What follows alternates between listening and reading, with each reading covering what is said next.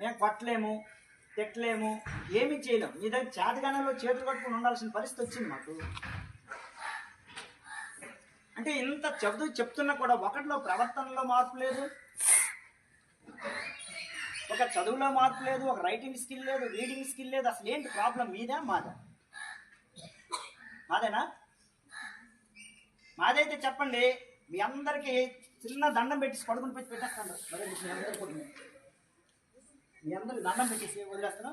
లేదంటే ఇలా నేను తీసుకుంటాను. మరి గుంజలు అయినా మీకు అందరికి కూడా మీ నేను పనిష్మెంట్ తీసుకోండి.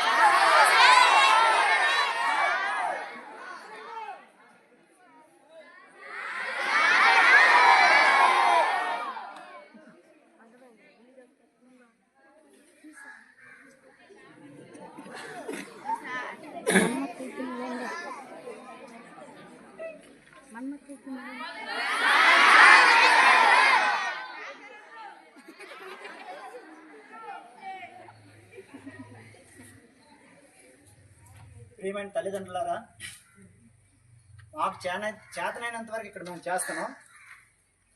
మీ పిల్లల్ని మీరు కనీసం కంట్రోల్ పెట్టకపోతే మీ స్కూల్కి పంపించిన వృధా అవుతుంది.